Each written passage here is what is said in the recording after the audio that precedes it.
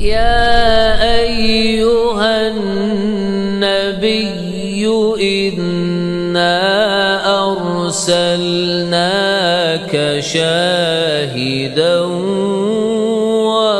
ومبشرا ونذيرا وداعيا إلى الله بإذنه وسراجا منيرا وبشر المؤمنين بأن لهم من الله فضلا كبيرا.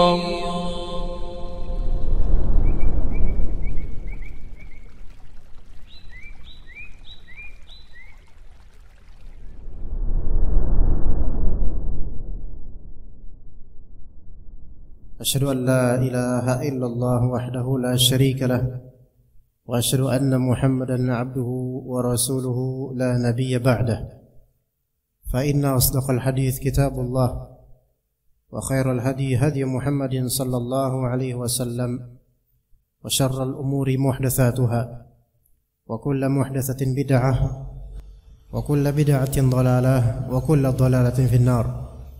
أما بعد. Para ikhwah sekalian dan akhwat rahimani wa rahimakumullah, pembahasan kita kali ini dalam menjelaskan matan kitab Al-Aqidah At-Tahawiyah karya beliau Al-Imam Abu Ja'far At-Tahawi rahimahullah, yaitu tentang apa yang mengeluarkan seorang hamba dari keimanan. Artinya apa yang menyebabkan seorang hamba itu keluar dari Islam, menjadi tervonis kafir oleh Allah Azza wa Jalla dan juga oleh hamba-hambanya di dunia.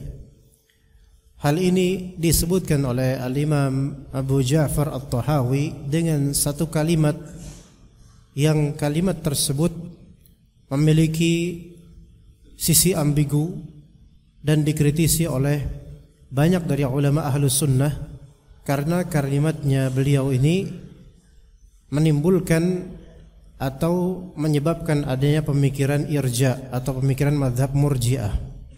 Coba kita lihat di sini kalimat beliau. Kata beliau rahimahullah, wala yakhrujul abdu min iman atau minal iman illa bijuhudin atau billa bijuhudi ma adkhalahu fih. Kata beliau rahimahullah, seorang hamba tidak keluar dari iman, artinya tidak keluar dari Islam dan iman, tidak dikafirkan, melainkan harus dengan sebab mengingkari hal yang dia masukkan ke dalam keimanan itu. Artinya maknanya adalah kalau seorang muslim dia melakukan pengingkaran terhadap suatu cabang keimanan, barulah dia disebut kufur atau kafir. Zahirnya bagi kalangan awam seolah-olah ini benar. Misal kalau seseorang nggak percaya ada malaikat, malaikat itu nggak ada, saya nggak ngelihat berarti nggak ada, maka ini kafir. Ini jelas. Kalau seseorang mengingkari bahwasanya Allah Ta'ala pemilik langit dan bumi, ini jelas pengingkaran ini melazimkan keluarnya dia dari Islam. Ini sangat jelas. Tetapi masalahnya adalah beliau, yaitu rahimahullah Abu Ja'far At-Tahawi rahimahullah, membatasi kufurnya seseorang hanya di masalah hati saja, masalah pengingkaran hati.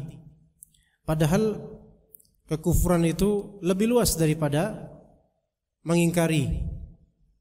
Misal juga lainnya, saya nggak percaya adanya jin. Jin itu nggak ada. Orang ini bisa keluar dari Islam. Kenapa? Karena dia mengingkari sesuatu yang jelas ditetapkan dalam Al-Quran dan hadis akan eksistensi jin, dan juga mengkhianati kenyataan. Karena banyak sekali cerita yang mutawatir dan terbuktikan oleh hampir semua orang bahwasanya jin itu eksis dengan varian cerita. Ya. Dan hal-hal gaib tidak, misalnya kan saya tidak percaya dengan Al-Quran ini diturunkan oleh Allah kepada Nabi Muhammad, maka ini jelas pengingkaran seperti ini mengeluarkan dari Islam. Tetapi bukankah ada banyak sekali macam-macam kekufuran yang bukan hanya masalah pengingkaran. Bahkan ada orang mengucapkan suatu kalimat kufur walaupun dia tidak mengingkari, namun kalimat ini kalimat kufur, maka ini berbahaya, bisa mengeluarkan dia dari Islam. Ada seseorang gak sampai derajat mengingkari namun ragu, kadang itu bisa membuat dia keluar dari Islam. Ada seseorang dia tidak mengingkari, namun dia itu mengejek atau melecehkan dan merendahkan agama, merendahkan Allah, merendahkan Rasulullah, itu bisa keluar dari Islam. Maka pembatasan yang dilakukan oleh beliau rahimahullah, maka ini tidak direstui oleh banyak dari para ulama karena bertentangan dengan akidah Ahlus Sunnah wal Jamaah yang sahihah dan juga bertentangan dengan sebagian dari dalil dalam Al-Quran dan As-Sunnah. Maka di sini kita katakan sebagaimana dijelaskan oleh Syekh Abdul Aziz Ar-Rajihi rahimahullah hafizahullah taala, kekufuran aidan yakunu bin nutqi bil lisan. Kekufuran bisa jadi terjadi dengan cara berucap dengan lisan, bisa kekufuran terjadi gara-gara lidah, bisa. Wa yakunu bil amal, bisa juga kekufuran disebabkan perbuatan anggota tubuh. Ya, wa yakunu bisyak, bisa juga kekufuran terjadi karena adanya keraguan, bisa. Wa yakunu aidan bitagriki wal i'rad. Kekufuran bisa juga terjadi dengan sebab meninggalkan sesuatu atau berpaling dari sesuatu. Maka para ulama dari antar madhab, yaitu dari madhab Hanafi, dari madhab Maliki, dari madhab Syafi'i, lebih-lebih dari madhab Hanbali, mereka itu ketika mengulas ilmu fikih dalam kitab-kitab fikih mereka, maka mereka akan membuat suatu bab di akhir-akhir kitab, biasanya bab ahkam atau bab hukmil murtad, bab hukum orang-orang yang murtad. Jadi itu masuk dalam fikih dan masuk dalam akidah. Ternyata orang yang keluar dari Islam itu ada hukum tersendiri, ada hukumnya. Berupa hukum ya dibunuh oleh penguasa misalnya, disuruh taubat, istitabah, itu juga masuk hukum. Bahkan juga masuk dalamnya hukum warisan. Karena kata Nabi SAW, la yarithul kafir al-muslim. Orang yang murtad atau kafir itu tidak dapat warisan dari saudara atau keluarga yang muslim, enggak dapat warisan. Dan juga hal-hal lain dari hak-hak keislaman yang terlucuti gara-gara murtad. Artinya para ulama dan para ahli fikih dari antar madhab, mereka itu juga selaras menyatakan bahwasanya orang yang murtad adalah orang yang kufur setelah tadinya Islam gara-gara bisa karena nutq, berbicara sesuatu, bisa karena i'tiqad, meyakini sesuatu, bisa karena syak, meragukan sesuatu dari ajaran agama, bisa karena fi'il, perbuatan anggota tubuh, bisa karena tark, meninggalkan sesuatu. Sehingga kesimpulan finalnya adalah bahwasanya penyebab kekufuran atau penyebab murtadnya seseorang itu tidak hanya di masalah hati saja. Kadang-kadang malah di masalah yang zahir, walaupun hatinya tetap percaya. Nanti akan kita sebutkan macam ini ada 5. Macam globalnya ada 5 yang disebutkan oleh Syekh Abdul Aziz Ar-Rajhi. Dan inilah akidah yang sahihah. Lawan dari akidah Murji'ah. Muskilah dan masalahnya di sini orang Indonesia, kita ini. Ya. Berbeda dengan misal orang Maghrib itu gharb, orang barat. Orang barat itu lebih ke masalah logika. Ya. Sehingga apa-apa harus dineracakan dengan logika. Beda dengan kita orang timur lebih ke masalah perasaan. Maka apa-apa pakai perasaan, lebih dominan ke situ. Sehingga memang lebih santun. Tapi sayangnya dengan kesantunan orang kita ini, orang timur, terutama Asia Tenggara, terutama Indonesia ya, kerap kali Kita itu menganggap bahwasanya perbuatan anggota tubuh yang jelas merupakan kekufuran itu tidak masalah, tidak berefek pada keimanan pelakunya gitu loh. Ada orang sujud ke patung misalnya, naudzubillah min dzalik. Oh, enggak apa-apa, yang penting hatinya beriman ke Allah. Lah ini salah besar. Ada orang menjelekkan agama Allah, menistakan agama Allah, ya, atau salah satu syariat dari syariat Allah. Dianggapnya enggak masalah, yang penting dia itu kan sidik, amanah, mubalik, patonah, nah gitu. Maka enggak berefek pada imanannya.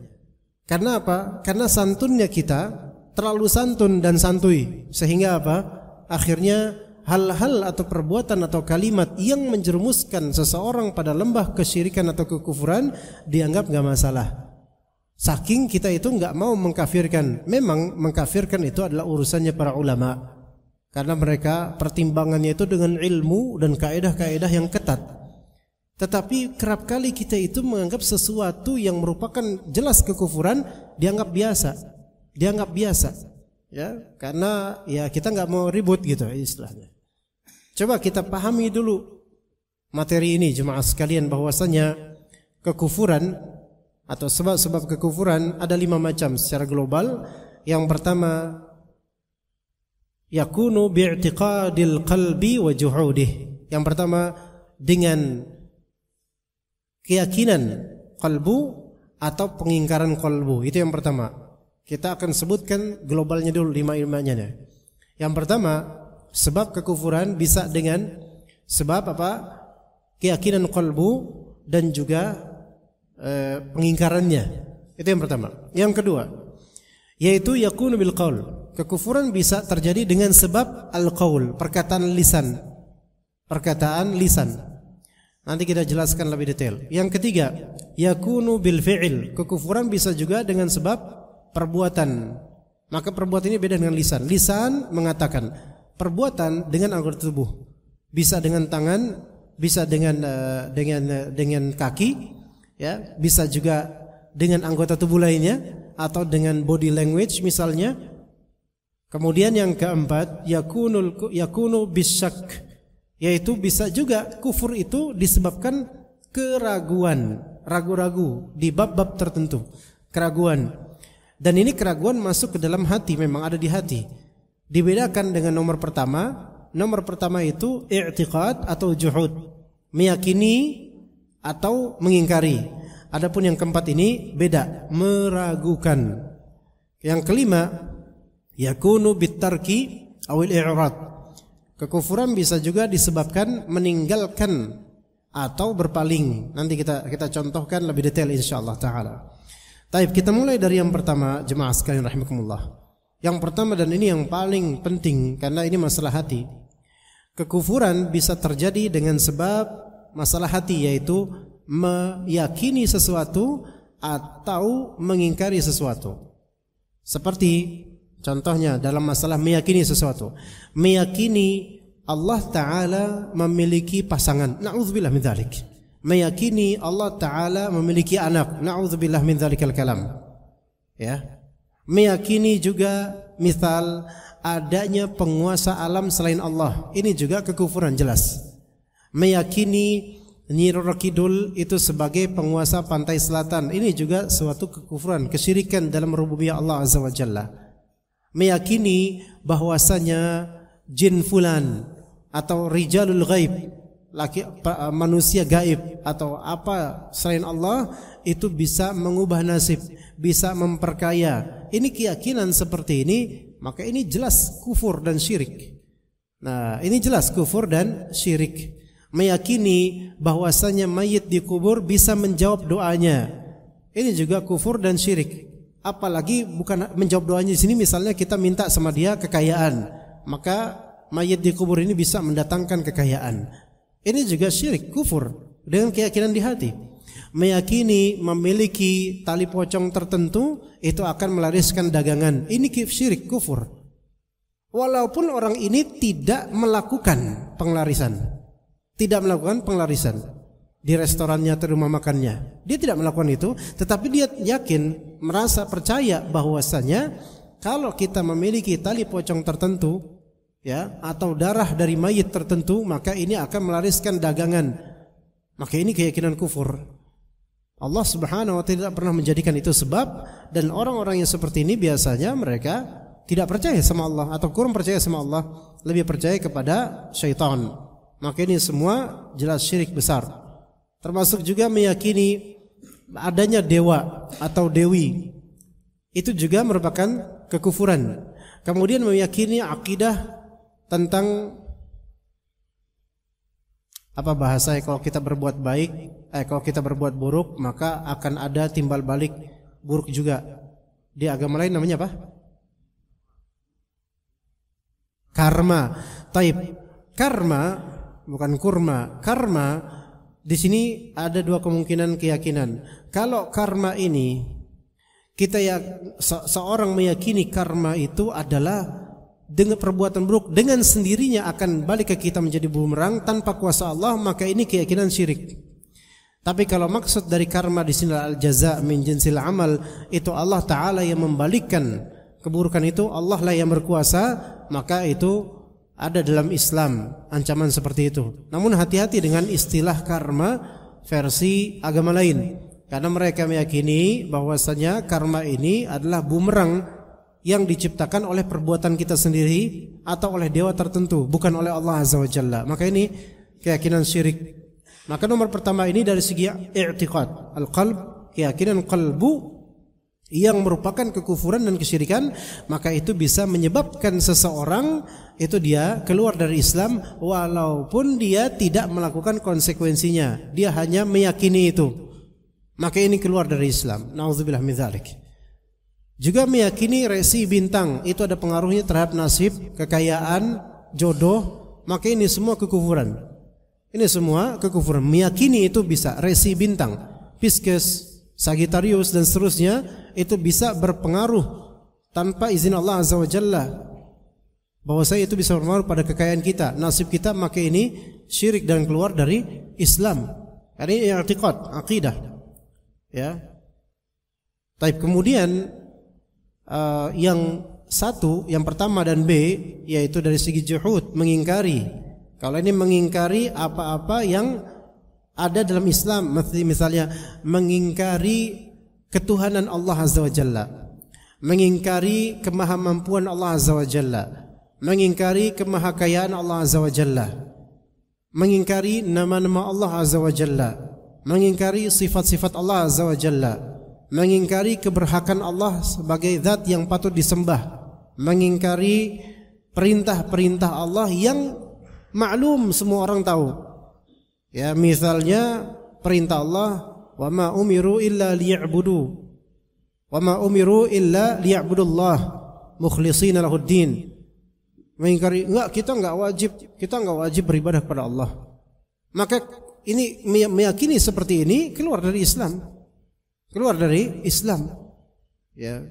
Juga mengingkari perintah atau kewajiban yang ma'lum bid-darurah. Semua orang Islam itu tahu, bahkan orang kafir pun tahu, yaitu mengingkari wajibnya salat. Nah, ini keluar dari Islam. Bahkan ada beberapa kasus, yaitu beberapa dari ranah sufi versi ekstrim yang mereka itu menjadikan adanya makom, ya bukan makam ya, makom yaitu derajat syariat, kemudian derajat di atasnya derajat tarekat, kemudian derajat di atasnya derajat ma'rifat dan hakikat. Kalau sudah mencapai derajat ma'rifat dan hakikat, ada sebagian orang yang menyimpang itu menyatakan kalau sudah sampai derajat ini maka terjadi isqat al-wajibat, tergugurnya kewajiban-kewajiban, sehingga enggak harus salat.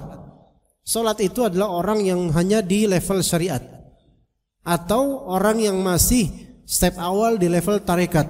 Adapun kalau sudah level ma'rifat, maka itu sudah tenggelam dalam cinta pada Allah, sudah level ma'rifat dan juga hakikat, maka sudah bahkan sebaliknya, bahkan sebagian dari mereka mengatakan kalau sudah level hakikat maka sudah meyakini bahwa segala yang ada ini hakikatnya adalah Allah. Na'udzubillah min dzalik. Semua semesta alam ini adalah representatif dari wujud Allah. Na'udzubillah min dzalikal kalam. Dan kemudian juga merasa bahwasanya saya sudah tidak memiliki kewajiban apa-apa lagi. makanya enggak sholat. Ya, maka yang seperti ini mengingkari kewajiban sholat keluar dari Islam, mengingkari kewajiban zakat keluar dari Islam, mengingkari kewajiban puasa keluar dari Islam. Bahkan kalau misalnya dalam hatinya dia enggak percaya kita tuh enggak wajib puasa Ramadan, walaupun dia puasa, di hatinya enggak percaya kewajiban puasa Ramadan, mengingkarinya, maka dia keluar dari Islam walaupun dia puasa. Keluar dari Islam walaupun dia puasa. Wajibnya haji misalnya, enggak wajib, haji itu enggak wajib sama sekali untuk semua orang. Ya, maka dia keluar dari Islam. Kecuali kalau dia mengatakan atau dia berpandangan haji baru dikatakan wajib jika mampu. Ini sahih. Ini sahih. Tetapi kalau dia katakan dia berpandangan semua orang enggak wajib haji. Ya. Dan ada juga misalnya selain dari rukun Islam, masalah warisan, dan ini banyak terjadi. Bedakan antara seseorang mengingkari wajibnya pembagian warisan sesuai Islam dengan tidak membagi warisan sesuai Islam. Itu beda hal. Beda ya. Mengingkari wajibnya pembagian warisan sesuai Islam itu beda dengan tidak membagikan warisan sesuai Islam. Yang pertama ini berarti dia mengingkari satu hal yang wajib dalam Islam, dan ini berpotensi kufur kecuali kalau dia masih sangat awam, enggak tahu atau baru masuk Islam. Beda dengan orang yang atau keluarga yang memang tidak membagi warisan sesuai dengan syariat Islam, tapi dia tahu sebenarnya ini pelanggaran. Dia tahu ini pelanggaran, tapi tetap aja dia membagi warisan tidak sesuai. Misalnya dalam keluarga bapaknya wafat dan ini ada 5 bersaudara. Ada sulung anak pertama, 2, 3, 4, anak kelima itu bontot. Ya, bungsu. Maka kemudian pembagiannya itu tidak sesuai dengan syariat Islam, lidzakari mithlu hadzil unthayain. Untuk yang laki-laki dua kali lipatnya bagi bagian dari perempuan. Melainkan yang pertama karena anak perempuan, karena sulung, walaupun perempuan diporsikan paling besar karena sulung. Dan yang bungsu walaupun laki-laki diporsikan paling kecil karena bungsu padahal laki-laki. Ini bertabrakan dengan syariat Islam.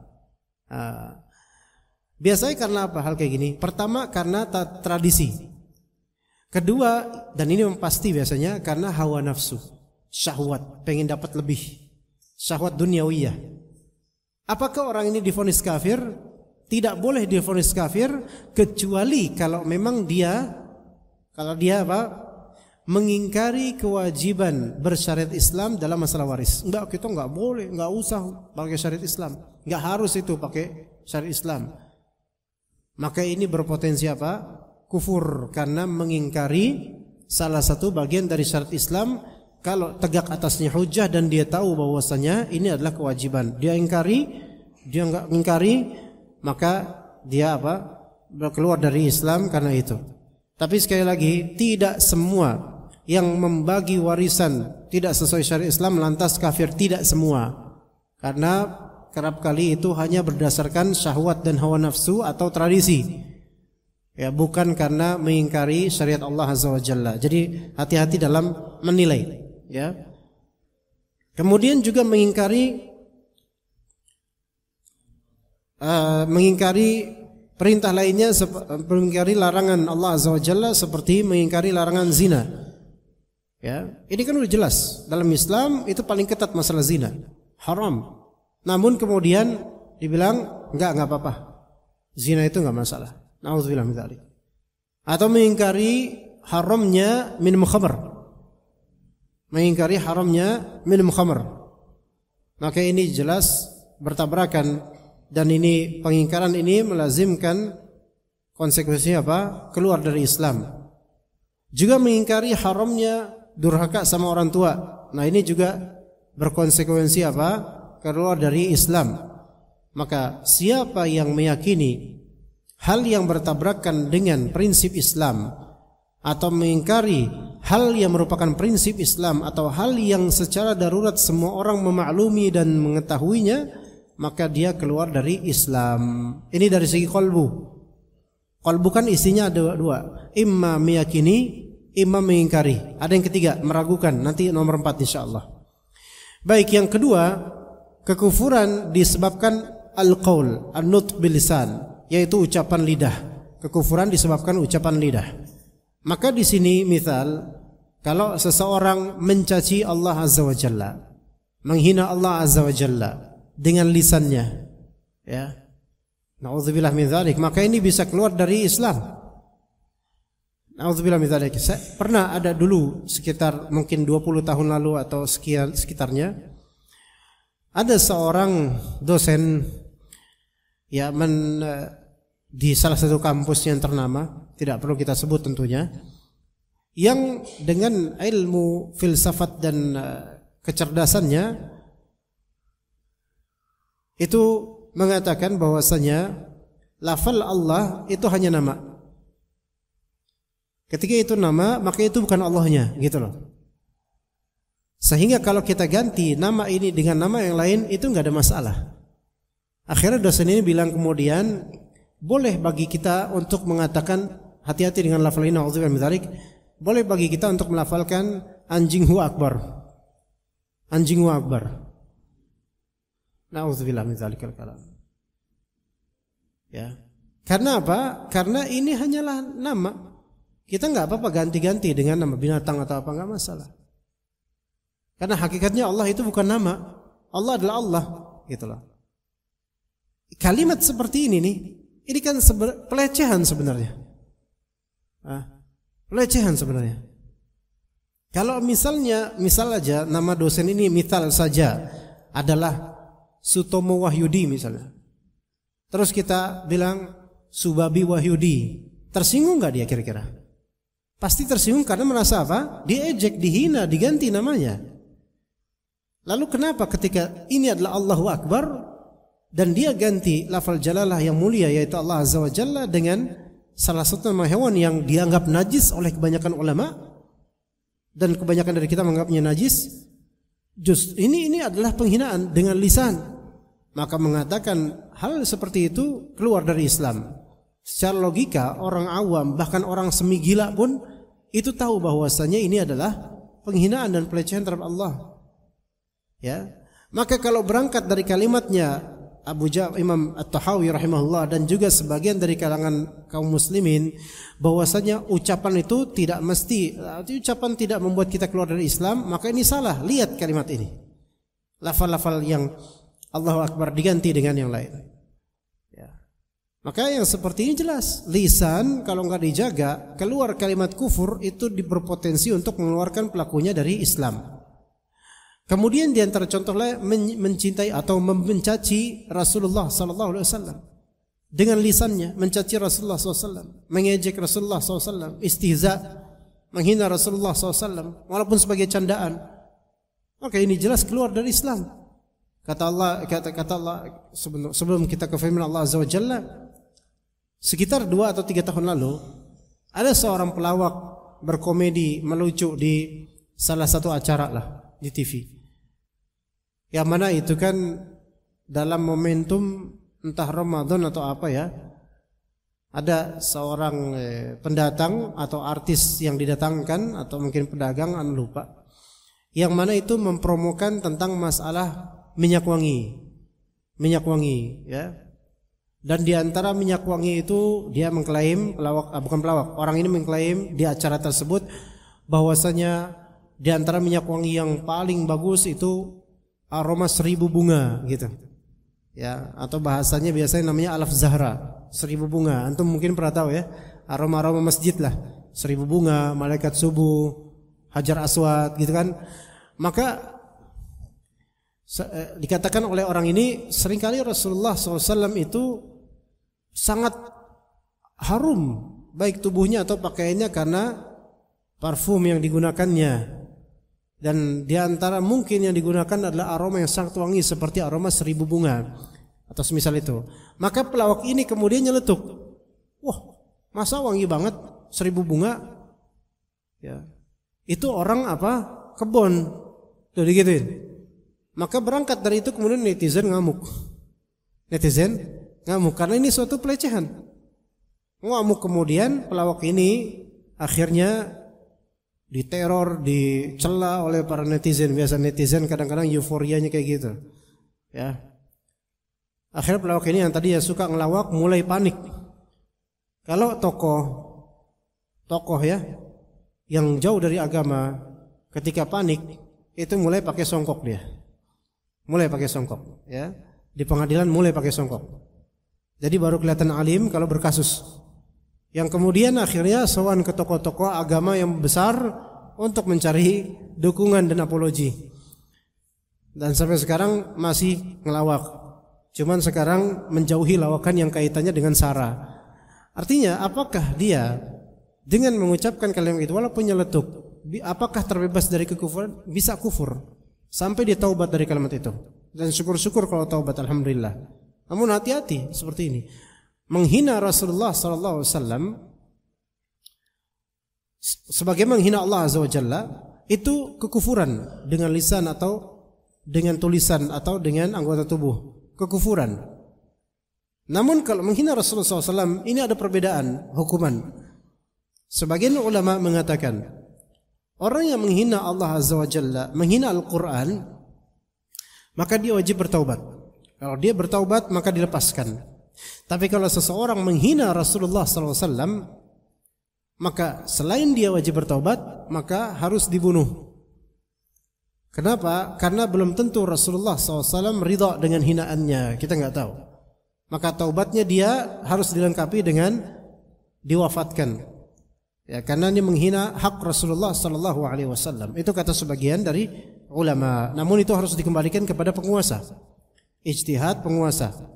Ya, taib. Kemudian masalah istihza, menghina, termasuk penghinaan terhadap syariat Allah azza wa jalla dan Rasulnya.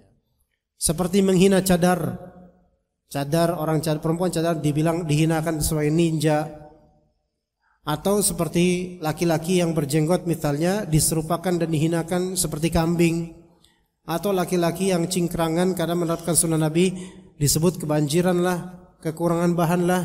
Tapi giliran teman kantornya yang pakai pakaian mini dan kelihatan auratnya, nggak berani dia ngomong kayak gitu. Ya subhanallah, berani terhadap syariat Allah, namun tidak berani terhadap pelaku maksiat. Penghinaan semacam ini memang dilakukan oleh orang-orang jahil. Memang tidak bermaksud untuk menentang syariat Allah, tapi khawatir penghinaan ini berkonsekuensi apa? Berkonsekuensi kekufuran, karena yang dihinakan adalah syariat Allah azza wa jalla. Kata Allah azza wa jalla surat At-Taubah ayat 65-66, wala in sa'altahum la yaqulunna innama kunna nakhudhu wa nal'ab. Kalau engkau bertanya kepada mereka itu yang mengejek-ngejek agama Allah, maka mereka akan menjawab apa? Innama kunna nakhudhu wa nal'ab. Kami kan cuma main-main, kami kan cuma bercanda doang. Qul abillahi wa ayatihi wa rasulihi kuntum tastahzi'un. Katakanlah pada orang-orang seperti ini, apakah terhadap Allah, terhadap ayat-ayatnya, terhadap Rasulnya kalian itu ngece, kalian mengejek? La ta'tadhiru, jangan kalian berapologi. Qad kafartum ba'da imanikum, kalian itu telah kufur setelah tadinya kalian iman, artinya murtad. Maka hati-hati dengan lisan ketika mendeskripsikan apa? Syariat Allah azza wa jalla, ya. Yang juga sekarang ini banyak terjadi, ikhwas sekalian, dan ini anda lihat di media sosial. Syaitan dari kalangan jin, lebih-lebih yang tampak syaitan dari kalangan manusia, ini sekarang sedang ngejar-ngejarnya anti dengan salah satu syariat Allah yang bernama poligami. Ini sangat anti, banyak orang anti, subhanallah, nggak takut dengan kekufuran gitu loh. Kalau misalnya nggak suka adanya poligami harus ditinjau. Kenapa antum nggak suka? Kalau laki-laki umumnya suka ya. Karena walaupun belum melakukan tapi umumnya suka. Tapi di sini banyak juga laki-laki yang memang enggak suka karena apa? Karena benci dengan syariat Allah. Oh ibu-ibu, ummahat, banyak yang enggak suka awalnya memang karena memang secara naluri perempuan enggak suka dimadu, enggak suka diduakan. Oke lah, itu wajar. Tetapi syaitan itu tidak berhenti loh sampai situ. Dan juga ibu-ibu, Jangan dikira bahwasanya ketidaksukaan istri kita atau ummahat siapapun perempuan muslimah, ketidaksukaan di madu atau adanya poligami, jangan kira begitu saja syaitan membiarkan, melainkan syaitan akan terus menghembuskan sampai memang tidak suka dengan adanya syariat ini. Syaitan nggak bakal tinggal diam loh, ya. Bahwa saya biarin tuh manusia nggak suka dengan poligami karena fitrahnya, nggak diam. Syaitan akan terus menghembuskan syubhat sampai perempuan-perempuan ini nggak suka dengan poligami karena poligami dan syariatnya. Sehingga siapapun yang berpoligami dia benci. Nah ini terjadi pada banyak dari ibu-ibu, terutama yang berada di barisan sakit hati. Yang berawal dari tadinya sakit hati, nggak suka di madu, lama-lama lama-lama justru terjerumus ke dalam lembah kekufuran besar, yaitu menghinakan syariat ini, mengingkari syariat ini, melecehkannya, dan kemudian anti terhadapnya. Ini terjadi. Apalagi sekarang terjadi misalnya berawal dari misal kasus seorang perempuan dipoligami dan terjadi KDRT. Terangkat kemudian gara-gara curhatnya perempuan ini ke media sosial. Akhirnya di blow up oleh media fasik. Yang kemudian terbit juga film, ya, film ini nih, ya, yang biasa orang kalau banyak angin anak-anak main itu, tes putus, ya kan?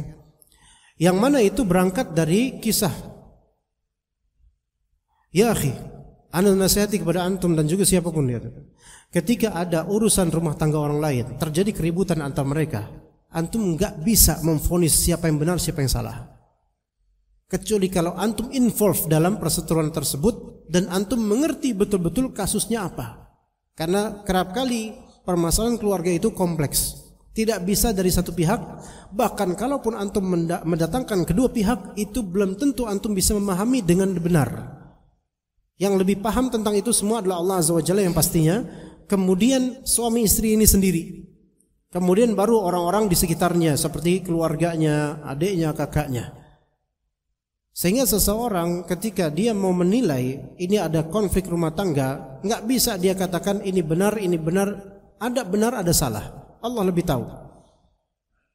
Yang kemudian akhir terblow up kemudian rata-rata apa? Yang salah siapa? Rata-rata ini selang pasti laki-laki. Segala perceraian di kalangan artis enggak ada yang disalahkan perempuan. Antum lihat itu sendiri. Baik yang cerai, yang laki-laki yang menceraikan. Kalau laki-laki yang menceraikan, pasti netizen akan mencela laki-laki ini. Wah, diceraikan padahal istri gini-gini kau. Netizen apalagi ibu-ibu itu. Kalau ternyata bukan cerai, tapi gugat cerai, jadi perempuannya istri menggugat cerai laki-lakinya, yang disalahin siapa oleh netizen? Laki-laki juga. Dan kemudian ketika kasus tersebut perceraian di blow up media dan ada kaitannya dengan poligami, di situ syaitan langsung bermain di situ untuk menjelekkan syariat poligami ini. Nauzubillah min dzalik. Maka hati-hati. Yang kadang-kadang ketika netizen ini mencela syariat poligami, menghinakan poligami dan para praktisinya. Dia nggak tahu bahwasanya semua kalimat-kalimat yang dituturkannya di media sosial itu akan dipertanggungjawabkan di sisi Allah. Dan boleh jadi itu akan menyebabkannya keluar dari Islam gara-gara pencelaan dia terhadap syariat itu. Coba sekarang semua ada banyak dari kalangan kaum muslimin Indonesia ini, terutama perempuan, yang memutlakkan semua praktisi poligami itu adalah hanya pengekor hawa nafsu, budak hawa nafsu, cinta perempuan, nakal dan seterusnya. Subhanallah. Inilah mengapa banyak laki-laki itu angkat tangan gak mau poligami karena takut dengan vonis dari orang-orang dan tetangga-tetangga. Inilah tantangan besar. Ya, maka hati-hati jemaah sekalian. Setidaknya lisan dijaga dalam masalah ini. Karena ini masalah bukan hanya kemudian kita mencela poligami dan orang-orangnya selesai urusan. Enggak, ada Allah nanti di mahkamah akhirat yang akan mengungkit semuanya. Hati-hati dengan ini. Sekarang lagi di blow up. Pokoknya ada kasus poligami, langsung media atau orang-orang langsung menyemburkannya supaya apa? Dicela syariat ini. Ya begitu jemaah sekalian, hati-hati dengan hal ini. Kemudian yang ketiga, boleh jadi kekufuran terjadi karena al-fi'il, yaitu perbuatan anggota tubuh. Seperti sujud ke patung tertentu. ya, patung dewa, patung tertentulah. Ya, ini adalah kekufuran dengan sebab sujud ini, atau dengan misal menginjak Al-Qur'an dengan sengaja dengan kakinya. Ini jelas kekufuran. Ya, menginjak Al-Qur'an dengan kakinya. Ini jelas kekufuran. Atau meliputi Al-Qur'an dengan hal-hal yang najis. Ini juga langsung kufur, auto kufur kok bahasa kita sekarang. Auto kufur, ya. Dan ini dilakukan oleh sebagian praktisi yang mau jadi dukun. Sebagian perdukunan di antara syaratnya adalah menistakan Al-Qur'an secara fisik, secara mushaf. Dengan apa? Menginjaknya. Dengan merobeknya kemudian dijadikan sebagai media cebok. Itu juga ada sebagian dukun itu. Kayak gitu, harus menistakan Al-Qur'an. Di antara syaratnya begitu. Sehingga syaitan melihat orang ini rela menistakan agama Allah demi menjadi budaknya. Na'udzubillah min dzalik. Sampai ada suatu cerita dari mantan dukun. Dia dulu ngedukun. Bahkan dukun ini adalah imam masjid. Imam masjid yang setelah dia taubat dari kesyirikan dan kekufuran perdukunannya, dia akhirnya cerita, membuka kartunya. Ya, sampai orang-orang tercekat dengan kenyataan dirinya dulunya. Saya dulu dukun. Padahal saya adalah imam masjid. Bukan imam masjid sini. Alhamdulillah min dzalik. Insyaallah yang di sini saleh. Walaupun saya enggak tahu di mana Pak Ustadz, ya. Nah,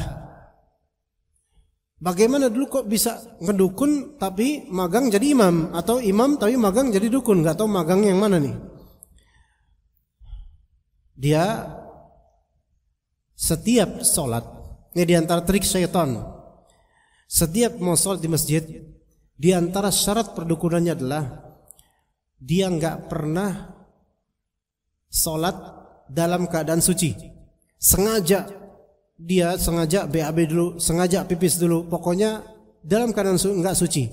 Kemudian dia sholat jadi imam, mengimami orang-orang sengaja dalam keadaan tidak suci. Selalu begitu. Subhanallah. Subhanallah. Ini penghinaan terhadap sholat, sengaja penghinaan terhadap sholat.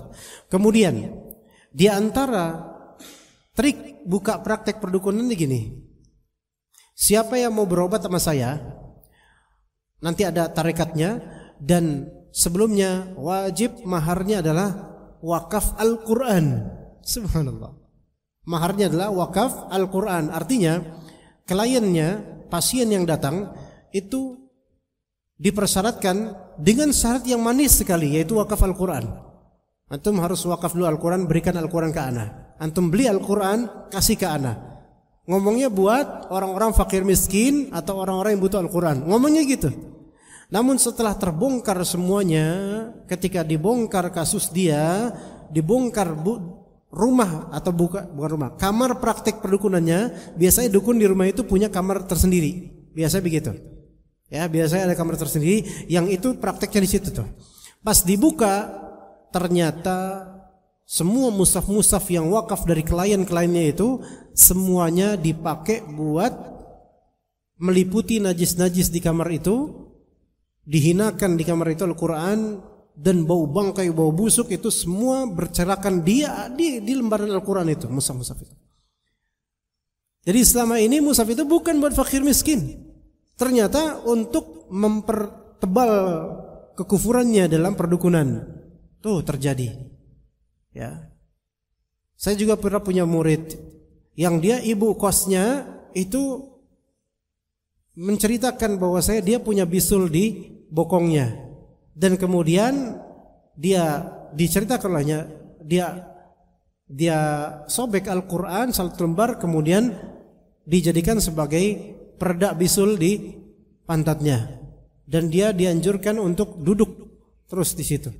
Subhanallah, kekufuran yang nyata ini, menghinakan Al-Qur'an.